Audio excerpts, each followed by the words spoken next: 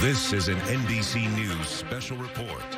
Here's Lester Holt. Good evening. We're coming on the air with breaking news. The Pentagon confirming that Iran has launched a series of ballistic missiles targeting American forces in Iraq. Let's go to NBC's Richard Engel right now. He is in Iraq with the latest. What can you tell us, Richard?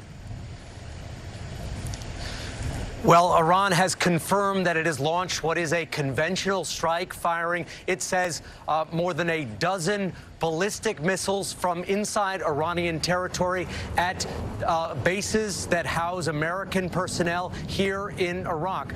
The U.S. military says that 2 bases were targeted. The Assad base, which is in western Iraq, about 200 miles from the Iranian border, and here in Erbil, where I am right now. We heard what seemed like 2 explosions, and there are helicopters in the sky right now patrolling the area.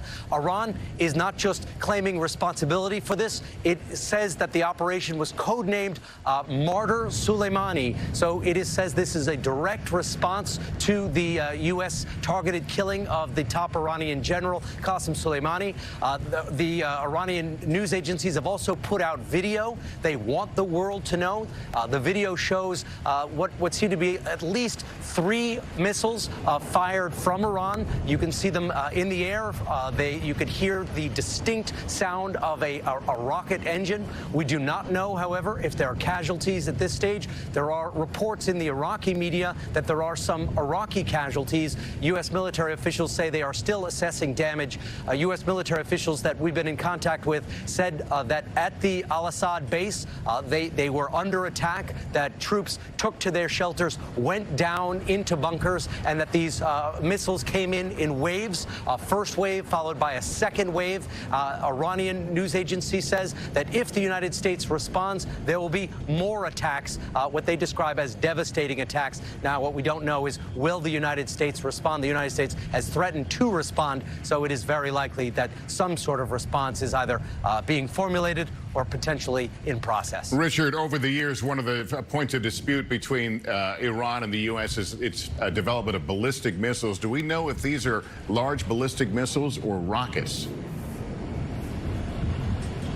Iran says they are ballistic missiles, and to travel from the Iranian border, we don't know exactly how deep in Iranian territory they were fired from, but to go just from the edge of the Iranian border to the Assad base, you would need some sort of powerful missile. It wouldn't have to be a long-range missile, but a lot more than just these point-and-shoot rockets that tend to be fired at U.S. bases here in Iraq. So a very significant escalation. This is a conventional cross-border attack by an organized military against an organized military base, U.S.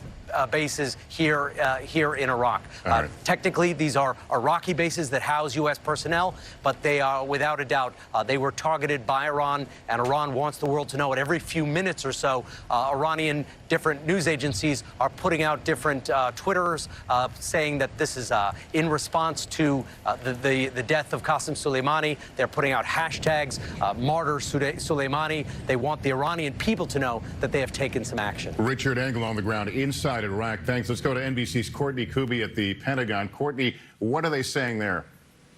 Well, they're saying the Pentagon was the first one to acknowledge that, in fact, that what they're saying, Iran launched more than a dozen ballistic missiles from inside Iran at 2 locations inside of Iraq. These are Iraqi bases that house U.S. and coalition troops in Al-Assad in western Iraq. And then, of course, the launch up towards Erbil, what's unclear is, in fact, whether they were targeting or actually struck the base. There is a base that houses a number of U.S. military in Erbil. You'll remember only a few weeks ago, they launched out of there for a part of the raid that killed Abu Bakr al-Baghdadi. Only weeks ago, they launched out of Erbil. So there is a U.S. military presence there, but what's unclear is exactly what was hit up there.